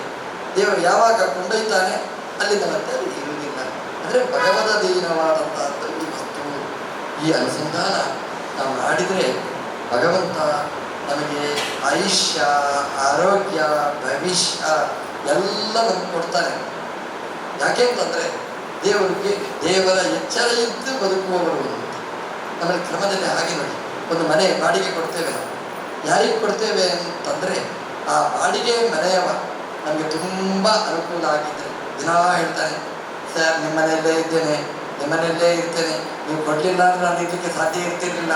ಖುಷಿ ಆಗ್ತದೆ ಬಂದ್ರಿಗೆ, ಅಪ್ಪ ನೀರು ಅಂತ. ಒಬ್ಬ ಆ ಬಾಡಿಗೆಯಲ್ಲಿ ಕೂತವ, ರೀ ನಾನು ಬಿಡುದಿಲ್ಲ, ಏನು ಮಾಡ್ತೀನಿ? ಹೌದಾ, ಏನು ಮಾಡ್ತೇನೆ ನೋಡ್ತೇನೆ, ನೋಡ್ತೀಯಾ, ಎಲ್ಲ ಏನು ಮಾಡಬೇಕು ಪೊಲೀಸ್ ಕಂಪ್ಲೇಂಟ್ ಎಲ್ಲ ಕೊಡ್ತು ನಾನು ಓಡಿಸ್ಲಿಕ್ಕೆ ಪ್ರಯತ್ನ ಮಾಡ್ತಾನೆ. ಯಾವಾಗ ಮಾಡ್ತಾನೆ? ನಂದು ಮನೆ ಅಂತ ಬಾಡಿಗೆ ಮನೆಯನ್ನು ಯಾವಾಗ ಹಕ್ಕು ಸ್ಥಾಪನೆ ಮಾಡ್ತಾನೆ ಆಗ ಅವನು ಓಡಿಸುವ ಪ್ರಯತ್ನ ಮಾಡ್ತಾನೆ. ಇಲ್ಲರಿ ನಿಮ್ಮದೇ ಮನೆ, ನಿಮ್ಮದೇ ಮನೆ, ನೀವು ಯಾವಾಗ ಹೋಗು ಅಂತ ಹೇಳ್ತೀರಿ ಆಗ ಹೊರಟೋಗ್ತೇನೆ ಅಂದರೆ, ಅಪ್ಪ ಇರಪ್ಪ, ಇರು ನಿನ್ನಂತ ಬಾಡಿಗೆದಾರ ಸಿಗೋದೇ ಕಷ್ಟ. ಈ ಶರೀರ ಒಂದು ಬಾಡಿಗೆ ಮನೆ ಇದ್ದಾಗೆ ನಾವಿಲ್ಲಿ ವಾಸ ಮಾಡಿಕೊಟ್ಟಿದ್ದೇವೆ. ದೇವರು ನಮ್ಮ ತಂದು ಕೂಡಿಸಿದ್ದಾರೆ. ಅಪ್ಪ ಇಲ್ಲಿ ಇರುವುದು, ಇಲ್ಲಿ ಕೂತು ನಮ್ಮ ಕಾರ್ಬಾರ್ ನಂದೇ, ಅಧಿಕ ಪ್ರಸಂಗ, ನಂದು ಮನೆ ಹೇಳಿದೆ. ಹೌದಾ, ಓಡಿಸ್ತೇನೆ ನಾನು ಅಂತ ಓಡಿಸ್ತಾರೆ. ಹಾಗಾಗಿ ಅಲ್ಪ ಆಯುಷ್ಯ, ದೀರ್ಘಾಯುಷ್ಯ ಬೇಕು ಅಂತಂದರೆ, ದೀರ್ಘ ಆರೋಗ್ಯ ಬೇಕು ಅಂತಂದರೆ ಇದು ಬಾಡಿಗೆ ಮನೆ. ದೇವರು ಕೊಟ್ಟ ಮನೆ. ದೇವರು ಕೊಟ್ಟ ಮನೆಯಲ್ಲಿ ದೇವರು ನಮ್ಮನ್ನು ಹೇಗೆ ಆಡಿಸ್ತಾನೆ ಹಾಗೆ ಆಡುವ ಗೊಂಬೆ ನಾನು, ದಾರುವೇಷ ಅಂತ ನಾವು ಅನುಸಂಧಾನ ಮಾಡಿದರೆ ಭಗವಂತ ಖುಷಿಪಟ್ಟು ನಮಗೆ ದೀರ್ಘ ಆಯುಷ್ಯ. ಹಿಂದಿನ ಜ್ಞಾನಿಗಳನ್ನೆಲ್ಲ ನೋಡಿ ಎಷ್ಟು ವರ್ಷ ದೀರ್ಘಾಯುಷ್ಯವಂತರಾಗಿದ್ದರು. ಯಾಕೆ ಅಂತಂದರೆ ಭಗವಂತನ ಅನುಸಂಧಾನ ಇಲ್ಲ. ಉದಾಹರಣೆಗೆ ನೋಡಿ, ಹನುಮಂತ ದೇವರು ಕಿಂ ಪುರುಷೇ ಕಿಲಾಸ್ತೆ. ಇವತ್ತೂ ಹನುಮಂತ ದೇವರು ಕಿಂ ಪುರುಷ ಖಂಡದಲ್ಲಿದ್ದಾರೆ. ಶ್ರೀ ಮಧ್ವಾಚಾರ್ಯರು ಇವತ್ತೂ ಬದರಿ ತಡೆ ಅಧ್ಯಾಪ್ಯಾಸ್ತೆ ಬದರಿಯಲ್ಲಿ ಶ್ರೀ ಮಧ್ವಾಚಾರ್ಯರು ಇದ್ದಾರೆ. ಯಾಕೆ ಅಂತಂದರೆ ಅವರ ಚಿಂತನೆಯೇ ಹಾಗೆ, ನಾನು ಮಾಡೋದಲ್ಲ ದೇವರು ಮಾಡಿಸ್ತಾನೆ ಅಂತ ಅನಿಸೋದು. ಎಷ್ಟು ಕೆಲಸ ಮಾಡ್ತಾರೆ. ಒಬ್ಬೊಬ್ಬರಲ್ಲಿ ಕೂತು 21,600 ಬಾರಿ ಶ್ವಾಸೋಚ್ಛ್ವಾಸದ ಮೂಲಕ ಹಂಸಮಂತ್ರ ಜಪ ಮಾಡ್ತಾರೆ. ಅಂದರೆ ದೇವರ ಅನುಸಂಧಾನವನ್ನು ಮಾಡ್ತಾರೆ. ಅದಕ್ಕೆ ಎಷ್ಟು ಆಯುಷ್ಯ, ಯಾವಾಗ ರಾಮಾಯಣ ಹನುಮಂತ ದೇವರು, ಯಾವ ಕಲಿಯುಗ, ಎಷ್ಟು ಅಂತರ, 4 ಯುಗಚಕ್ರಗಳ ಅಂತರ ಇದ್ದರೂ ಹನುಮಂತ ದೇವರು ದೀರ್ಘಾಯುಷ್ಯ, ಇಡೀ ಈ ಪ್ರಳಯಕಾಲ ತನಕ ಅವರಿರ್ತಾರೆ. ಯಾಕೆ ಅಂತಂದರೆ ಅವರು ಭಗವಂತನ ಅಧೀನತ್ವವನ್ನು ಅನುಸಂಧಾನ ಮಾಡುವರು, ಭಗವಂತನಿಗೆ ಸರ್ವ ಸಮರ್ಪಣೆ ಮಾಡುವರು, ಎಲ್ಲ ನಿಂದು ಅಂತ ಅನುಸಂಧಾನ ಮಾಡುವರು. ದೀರ್ಘವಾದ ಆಯುಷ್ಯ. ಹಾಗಾಗಿ ನಮ್ಮ ಅನುಸಂಧಾನ ಹಾಗಿರಬೇಕು.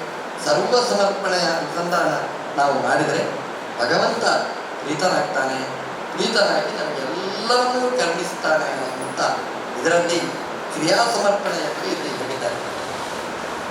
ಆತ್ಮ ಸಮರ್ಪಣೆ, ಆತ್ಮೀಯವಾದ ಇಷ್ಟವಸ್ತುವಿನ ಸಮರ್ಪಣೆ, ಕ್ರಿಯೆಯ ಸಮರ್ಪಣೆ, ಗುಣಗಳ ಸಮರ್ಪಣೆ, ಕ್ರಿಯಾ ಸಮರ್ಪಣೆಯನ್ನು ಇಲ್ಲಿ ಹೇಳಿದ್ದಾರೆ. ಅದೇ ರೀತಿಯಾಗಿ ನರಸಿಂಹ ಸ್ತೋತ್ರದಲ್ಲಿ, ಪ್ರಹ್ಲಾದರಾಜರು ಮಾಡುವ ಸ್ತೋತ್ರದಲ್ಲಿಯೂ ಕೂಡ ಇದಿದೆ. ಈ ಸಮರ್ಪಣಾ ಅನ್ನುವಂಥದ್ದನ್ನು ವಿಶೇಷವಾಗಿ ಪ್ರಹ್ಲಾದರಾಜರು ಉಲ್ಲೇಖ ಮಾಡ್ತಾರೆ. ಅಲ್ಲಿ ಅವರು ಸಮರ್ಪಣೆಯನ್ನು ಮಾಡ್ತಾರೆ ಭಗವಂತನಿಗೆ. ಹಾಗಾಗಿ ಅವರು ಕೂಡ ಅಜರಾಮರು. ಪ್ರಹ್ಲಾದರಾಜರಾದರು, ವ್ಯಾಸರಾಜರಾದರು, ರಾಘವೇಂದ್ರ ಸ್ವಾಮಿಗಳಾದರು. ರಾಘವೇಂದ್ರ ಸ್ವಾಮಿಗಳಾಗಿ ವೃಂದಾವನದಲ್ಲಿ ಇನ್ನೂ ವೃಂದಾವನದ ಒಳಗೆ ಕೂತರೂ ಅಜರಾಮರಾದರು. ಯಾಕೆ ಅಂತಂದರೆ ತವ ದಾಸ್ಯ ಭಾವಂ, ನಿನ್ನ ದಾಸ್ಯವನ್ನು ಕೊಡು, ಅಂದರೆ ನಿನ್ನ ಅಧೀನತ್ವವನ್ನು ಅನುಸಂಧಾನ ಮಾಡತಕ್ಕಂತಹ ಅವಕಾಶವನ್ನು ನನಗೆ ಕೊಡು, ನಿನ್ನ ಅಧೀನ ನಾನಾಗಬೇಕು ಅನ್ನುವಂತಹ ಚಿಂತನೆಯನ್ನು ಕೊಡು ಅಂತ ಪ್ರಾರ್ಥನೆ ಮಾಡಿದವರು. ಪ್ರಹ್ಲಾದರಾಜರು ನರಸಿಂಹದೇವರ ಹತ್ರ ಹೇಳುವಂತಹ ಒಂದು ಪ್ರಸಿದ್ಧ ಶ್ಲೋಕದ ಅರ್ಥ ಹೇಳೋದಿಲ್ಲ, ಶ್ಲೋಕವನ್ನು ನೆರವೇರಿಸಿ ನನ್ನ ಪ್ರವಚನ ಮುಗಿಸ್ತೇನೆ. ಅವರಲ್ಲಿ ಏನು ಹೇಳ್ತಾರೆ ಅಂತಂದರೆ, ವಿಪ್ರಾತ್ ಷಡ್ಗುಣಯುತಾತ್ ಅರವಿಂದನಾಭ ಪಾದಾರವಿಂದ ವಿಮುಖಾತ್ ಶಪಥಂ ವರಿಷ್ಠಂ ಮನ್ಯೇ ತದರ್ಪಿತ ಮನೋ ವಚನಾತ್ಮಗೇಹ ಪ್ರಾಣ ಪುನಾತಿ ನತು ಭೂರಿಮಾನ. ಇದು ಭಾಗವತ ಧರ್ಮ. ಏನು ಹೇಳ್ತಾರೆ ಅಲ್ಲಿ ಇವಾಗ ಸುಲಭ ಇದು ಅರ್ಥ ಆಗುತ್ತೆ. ವಿಪ್ರಾತ್ ಒಬ್ಬ ಬ್ರಾಹ್ಮಣ, ಇನ್ನೊಬ್ಬ ಶಪಥ. ಶಪಥ ಅಂತಂದರೆ ನಾಯಿಯನ್ನು ಬೇಯಿಸಿ ತಿನ್ನುವ. ಎಷ್ಟು ದೀನನು, ಎಷ್ಟು ಅವರಿಗೆ ದೈನ್ಯಾವಸ್ಥೆ, ತಿನ್ನಲಿಕ್ಕೆ ಆಹಾರ ಇಲ್ಲ. ಆಹಾರ ಇಲ್ಲ ಅಂತ ಏನೂ ಸಿಗಲಿಲ್ಲ ಅವನಿಗೆ. ಒಂದು ನಾಯಿಯನ್ನು ಕೊಂದು ಅದರ ಮಾಂಸವನ್ನು ತಿಂತಾನೆ. ಇದು ಎಷ್ಟೇ ಬಡವನಾಗಿ ನಾಯಿಯನ್ನು ಕೊಂದು ಅದರ ಮಾಂಸ ತಿನ್ನುವವ ನಾವು ನೋಡುವುದಿಲ್ಲ. ಶಪಥ ಅಂತಂದರೆ ಯಾವ ಸಂಸ್ಕಾರನೂ ಇಲ್ಲದಿದ್ದವ ಒಬ್ಬ ವಿಪ್ರ. ವಿಪ್ರ ಅಂದರೆ 2 ಶಬ್ದಗಳು ಒಳ್ಳೆಯದನ್ನು ಹೇಳುವಂಥದ್ದು. ಈ ಅಂದರೆ ವಿಶಿಷ್ಟ, ಪ್ರ ಅಂದರೆ ಪ್ರಕೃಷ್ಟ. ವಿಶಿಷ್ಟನಾದವ, ಪ್ರಕೃಷ್ಟನಾದವ ವಿಪ್ರ. ಇನ್ನೊಬ್ಬ ಶ್ವಪಚ. ಪ್ರಹ್ಲಾದರಾಜರು ಹೇಳ್ತಾರೆ, ವಿಪ್ರ ಶ್ವಪಚರಲ್ಲಿ ವಿಪ್ರನಿಗಿಂತ ಶ್ವಪಚನೇ ವರಿಷ್ಠ ಅಂತ ನಾನು ತಿಳ್ಕೊಂಡಿದ್ದೇನೆ. ನಮಗೆ ಅನಿಸ್ತದೆ. ಇಲ್ಲಿ ಇಲೆಕ್ಷನ್ ಪ್ರವಚನಕ್ಕೆ ಹೊರಟಿದ್ದಾರೆ ಪ್ರಹ್ಲಾದರಾಜರು ಅಂತ. ಆ ಇಲೆಕ್ಷನ್ನಲ್ಲಿ ಹಾಗೆ ಹೇಳಬೇಕಾಗಿತ್ತು, ವೋಟ್ ಬರಬೇಕಾದ್ರೆ. ಅವರೆಲ್ಲ ಅದಕ್ಕೆಲ್ಲ ಹೋಗುವವರಲ್ಲ. ನರಸಿಂಹದೇವರನ್ನು ಒಲಿಸಿಕೊಂಡವರು ಮಹಾಜ್ಞಾನಿಗಳು. ಅವರು ನರಸಿಂಹದೇವರ ಮುಂದೆ ಹೇಳೋದು, ವಿಪ್ರನಿಗಿಂತ ಶ್ವಪಚಂ ವರಿಷ್ಠಂ ಮನ್ಯೆ, ಶ್ವಪಚನೇ ವರಿಷ್ಠ ಅಂತ ನಾನು ಹೇಳ್ತೇನೆ.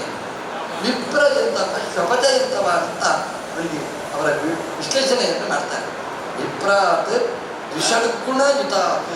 ದ್ವಿ ಅಂದರೆ 2, ಷಟ ಅಂದರೆ 6, 2 × 6 ಅಂದರೆ 12.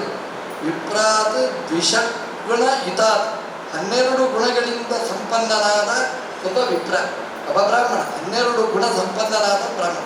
ಬ್ರಾಹ್ಮಣ ಆಗಬೇಕಾದ್ರೆ 12 ಗುಣಗಳು ಬೇಕು ಅಂತ ಮಹಾಭಾರತ. ದ್ವಾದಶ ಬ್ರಾಹ್ಮಣಸ್ಯ, ಬ್ರಾಹ್ಮಣನಿಗೆ 12 ಧರ್ಮಗಳು ಬೇಕು ಅಂತಿದೆ. ಸತ್ಯಂಚ ಅಲ್ಲಿ ಹೇಳ್ತಾರೆ, ಸತ್ಯ ಅನ್ನುವಂಥದ್ದು ಒಂದು. ಅಲ್ಲಿ 12 ಗುಣಗಳನ್ನು ಹೇಳ್ತಾ, ಯಜ್ಞಶ್ಚ ದಾನಂಚ ಯಜ್ಞಶ್ಚ ತಪಃ ಶ್ರುತಂಚ, ಅಲ್ಲಿ 12 ಗುಣಗಳನ್ನು ಹೇಳಿ, ಈ 12 ಗುಣ ಯಾರಿಗಿದೆ? ವಿಪ್ರನಿಗೆ. ಆ 12 ಗುಣಗಳಿರ್ತಕ್ಕಂತಹ ಒಬ್ಬ ವಿಪ್ರ, ಅವನಿಗಿಂತ ಇನ್ನೊಬ್ಬ ಶ್ವಪಚ, ಅವನು ಶ್ರೇಷ್ಠನಾಗಿದ್ದಾನೆ ಅಂತ ಹೇಳ್ತಾರೆ. ಅದು ಹೇಗೆ? ವಿಪ್ರ ಎಲ್ಲ ಸತ್ಯಂಚ, ಎಲ್ಲ ಗುಣಗಳು ಅವನ ಹತ್ರ ಇದೆ. ಶ್ವಪಚನಿಗೆ ಯಾವ ಗುಣನೂ ಇಲ್ಲ. ಅರವಿಂದ ನಾಮ ಪಾದ ಅರವಿಂದ ವಿಮುಖಾತ್. ಬ್ರಾಹ್ಮಣನಿಗೆ ಗುಣ ಇದೆ ಅಲ್ಲಿ, ಆದರೆ ಯಾವುದು ಇರಬೇಕು ಅವನಿಗೊಂದಿಲ್ಲ. ಅರವಿಂದ ನಾಮ ಪಾದ ಅರವಿಂದ ವಿಮುಖ, ಭಗವಂತನ ಪಾದಕ್ಕೆ ವಿಮುಖನಾಗಿದ್ದಾನೆ. ಈ ಶ್ವಪಚ ಏನಾಗಿದ್ದಾನೆ ಅಂತಂದ್ರೆ ತದರ್ಪಿತ ಮನೋವಚನಾತ್ಮ ಗೇಹ ಪ್ರಾಣ, ಭಗವಂತನಿಗೆ ಎಲ್ಲವನ್ನೂ ಸಮರ್ಪಣೆ ಮಾಡಿದೆ. ತದರ್ಪಿತ ಮನೋವಚನಾತ್ಮ ಗೇಹ, ಮನಸ್ಸು ವಚನ ಆತ್ಮ ಗೇಹ ಇದೆಲ್ಲ ಒಪ್ಪಿಸಿದವ ಶ್ವಪಚ. ಈ ಇಬ್ಬರಲ್ಲಿ ಯಾರು ಶ್ರೇಷ್ಠ ಅಂತಂದ್ರೆ ಶ್ವಪಚಂ ವರಿಷ್ಠಂ. ನನಗೆ ನನ್ನ ಅಭಿಪ್ರಾಯ ಶ್ವಪಚನೇ ವರಿಷ್ಠ. ಯಾಕೆಂತಂದ್ರೆ ತದರ್ಪಿತ ಮನೋವಚನಾತ್ಮ ಗೇಹ ಪ್ರಾಣ ಪುನಾತಿ ಸಕಲಂ ನತು ಪೂರಿಮಾನ. ಈ ಅಹಂಕಾರ ಇರುವ ಬ್ರಾಹ್ಮಣನಿಗಿಂತ ಎಲ್ಲವನ್ನು ದೊಡ್ಡವರು ಮಾಡಿಸ್ತಾರೆ, ಭಗವಂತ ಮಾಡಿಸ್ತಾನೆ ಅಂತ ತಿಳ್ಕೊಂಡ ಶ್ವಪಚನೇ ಶ್ರೇಷ್ಠ ಅಂತ ಪ್ರಹ್ಲಾದರಾಜರು ಹೇಳ್ತಾರೆ. ಬ್ರಾಹ್ಮಣರು ಬಿರಿದು ಬಿಡಬೇಕಾದಂತಹ ಶ್ಲೋಕ ಇದು. ವಿಪ್ರನಿಗಿಂತ ಶ್ವಪಚ ಶ್ರೇಷ್ಠ ಅಂತ ಹೇಳುವಂತಹ ಶ್ಲೋಕ ಇದು. ಆದರೆ ಇದು ಬಹಳ ಮುಖ್ಯವಾದ ಅನುಸಂಧಾನ ಮಾಡಬೇಕಾದಂತಹ ಅಂಶ ಇದರಲ್ಲಿದೆ. ಅದು ಏನು ಅಂದರೆ ಭಾಗವತ ಧರ್ಮ ಇಲ್ಲಿದೆ. ಭಾಗವತ ಹೇಳುವ ಧರ್ಮ ಅದು ಏನು ಅಂತಂದರೆ ಅದನ್ನು ಈ ಶ್ಲೋಕದಲ್ಲಿ ಬಿಟ್ಟಿರ್ತಾರೆ. ಈ ಭಾಗವತದಲ್ಲಿ ಬಹಳ ಮುಖ್ಯವಾದ್ದು ಭಾಗವತ. ಅದರಲ್ಲಿ ಯಾರಿಯೋ ಒಂದು ಶಬ್ದದಲ್ಲಿ ಅದನ್ನು ಸೆರೆ ಹಿಡಿದಿರ್ತಾರೆ. ಬೇರೆ ಶಬ್ದಗಳಲ್ಲಿ ಬೇರೆ ವರ್ಣನೆ ಮಾಡಿದ್ರು ಒಂದು ಶಬ್ದ, ಆ ಶಬ್ದಕ್ಕೆ ನಾವು ಫೋಕಸ್ ಮಾಡಿದರೆ ಅದರಲ್ಲಿ ಭಾಗವತ ಧರ್ಮ ಎದ್ದು ಕಾಣ್ತದೆ. ಈ ಶ್ಲೋಕದಲ್ಲಿ ತದರ್ಪಿತ ಅಂತ ಆ ಶಬ್ದದಲ್ಲಿ ಇಡೀ ಶ್ಲೋಕದ ಹೃದಯ ಅಲ್ಲಿ ತುಂಬಿಕೊಂಡಿದೆ. ಅಲ್ಲಿಗೆ ನಾವು ಫೋಕಸ್ ಮಾಡಲಿಲ್ಲ ಅಂತಂದರೆ ಅದು ವಿರುದ್ಧವಾಗಿ ಕಾಣಿಸ್ತದೆ. 12 ಗುಣಗಳಿವೆ ಬ್ರಾಹ್ಮಣನಿಗೆ, ಏನು ಗುಣಗಳಿಲ್ಲ ಶ್ವಪಚ ಶ್ರೇಷ್ಠ.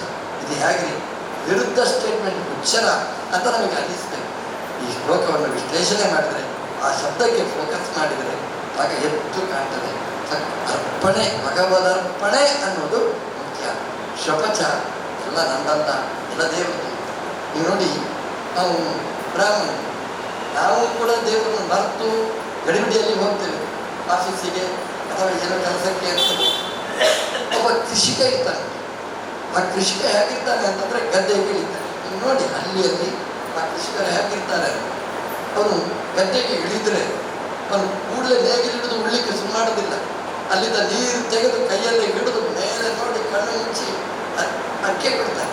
ಅಂದರೆ ಕೇಳಿ ಏನು ನೋಡಿ, ಆ ಮೇಲಿನ ದೇವರು ಕಣ್ಣು ತೆರೆದರೆ ನಮಗೆ ಇಲ್ಲಿ ಬಂಗಾರ, ನಮಗೆ ಅವ್ರು ಕಣ್ಣು ಮುಚ್ಚಿದ್ರೆ ಇಲ್ಲೆಲ್ಲ ಅಂಗಾರ. ಹಾಗೆ ನಮ್ಮ ಜೀವನ ಎಲ್ಲಿದೆ ಅಂತಂದರೆ ಆ ಮೇಲಿನ ಲೋಕದಲ್ಲಿದೆ, ನಮಗೆ ಅಲ್ಲ ಅಂತ ನಾವು ಇಲ್ಲಿದನ್ನು ತೋರಿಸಿ ಈ ಭೂಮಿ ಎಲ್ಲ ದೇವರ ನಿಂದು ಅಂತ ನಾನು ಅನುಸಂಧಾನ ಮಾಡಿ ಗದ್ದೆಗೆ ಹಿಡಿತಾನೆ. ಅವನಿಗೆ ಬಂಗಾರತ್ತು. ಇವತ್ತೆಲ್ಲ ದೇವರನ್ನು ಮರೀತಾನೆ. ಹಾಗಾಗಿ ಏನು ಸಿಗುವುದಿಲ್ಲ. ರೈತ ಅಂತ ದಿನಾ ಜಗಳ ಅಂದರೆ ಜಗಳ ನೀವಿಸ್ತಾ ಇರ್ತಾರೆ. ಅವ್ರದ್ದಾದಂತಹ ಧರ್ಮ ಇದೆ. ನಾವು ನೋಡಿದರೆ ಈ ಶ್ವಪಚನೂ ಕೂಡ ತಿನ್ನಲಿಕ್ಕೇನು ಇಲ್ಲ ಅಂತ ಇದ್ದಾಗಲೂ ಕೂಡ ಅವನ ಅನುಸಂಧಾನ ಏನಿರ್ತದೆ ಅಂತಂದರೆ ಇದೆಲ್ಲ ದೇವರು ಕೊಟ್ಟದ್ದು, ದೇವರು ಇಟ್ಟದ್ದು. ಒಬ್ಬರಿಗೆ ಕೊಟ್ಟಿದ್ದಾನೆ, ಒಬ್ಬರಿಗೆ ಕೊಡಲಿಲ್ಲ. ನಮಗೆ ಹೊಟ್ಟೆಯಲ್ಲಿ ಹಸುವಿದೆ, ಆಹಾರ ಕೊಡಲಿಲ್ಲ. ಶ್ರೀಮಂತರಿಗೆ ಕೊಟ್ಟಿದ್ದಾನೆ ಬೇಕಾದಷ್ಟು ಜೀರ್ಣ ಮಾಡಿಕೊಡ್ಲಿಕ್ಕೆ ಶಕ್ತಿ ಇಲ್ಲ. ಅವರಿಗೆ ಎಲ್ಲ ಸಿಹಿ ಸಿಹಿ ಸಿಹಿ ಅಂತ ಒದ್ದಾಡ್ತಾ ಇರ್ತಾರೆ. ನಿನಗೆ ಗೊತ್ತಿದೆ ದೇವರೇ, ನೀನು ಕೊಟ್ಟದ್ದು, ನೀನು ಮಾಡಿದ್ದು ಅಂತ ಅನುಸಂಧಾನ ಆ ಶ್ವಪಚನಿಗಿದೆ. ಹಾಗಾಗಿ ಶ್ವಪಚಂ ವರಿಷ್ಠ ಮನ್ನೆ ಅಂತ ಪ್ರಹ್ಲಾದರಾಜರು ಹೇಳಿದ್ದಾರೆ. ಇದರ ಒಟ್ಟು ಏನು ಅಂತಂದರೆ ಭಗವಂತನನ್ನು ಮರೆತು ಬದುಕುವ ಬದುಕು ಅದು ಭಾಗವತ ಧರ್ಮ ಅಲ್ಲ. ದೇವರನ್ನು ನೆನಪು ಮಾಡಿಕೊಂಡು ಬದುಕುವ ಬದುಕು ಅದು ಭಾಗವತ ಧರ್ಮ. ಹಾಗಾಗಿ ನಮ್ಮ ಜೀವನ ಅದು ಹೇಗಿರಬೇಕು ಅಂತಂದರೆ ಭಾಗವತ ಧರ್ಮದ್ದು ಆಗಬೇಕು. ಭಗವಂತನಿಗೆ ಸೇರಿದವರು ನಾವು ಅಂತ ಸಂಧಾನ ಮಾಡಬೇಕು ಅಂತ ಭಾಗವತ ಕಲಿಸಿದ ಪಾಠ. ಈ ಶ್ಲೋಕ ಮತ್ತೆ ನಾಳೆ ಅನುಸಂಧಾನ ಮಾಡೋಣ ಅಂತ ಹೇಳ್ತಾ ಇವತ್ತು ಈ ಪ್ರವಚನವನ್ನು ಶ್ರೀಗುರುಗಳಿಗೆ ಕೃಷ್ಣಾರ್ಪಣ ವಸ್ತು. ಸರ್ವಗುಣ ಸಂಪೂರ್ಣ ಸರ್ವದೋಷ ವಿವರ್ಜಿತ ಯತಾಂ ಪ್ರೀತಯೇವ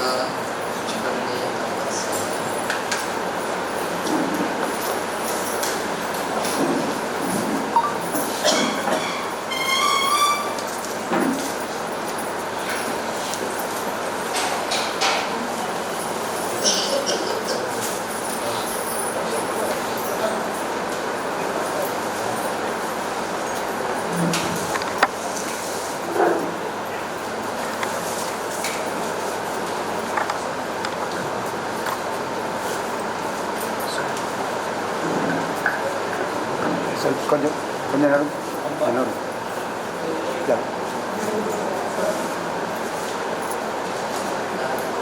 ಸ್ವಲ್ಪ ಮರ ಮಾಡಬೇಡಿ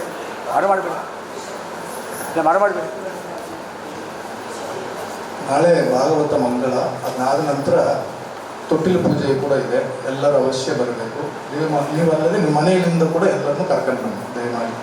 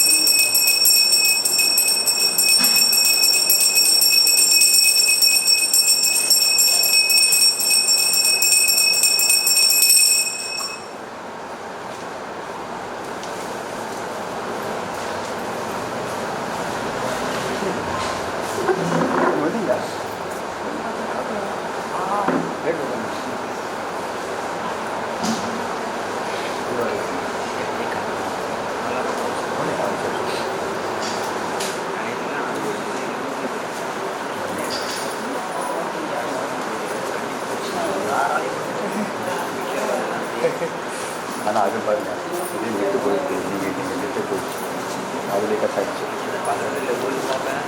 மைசூர்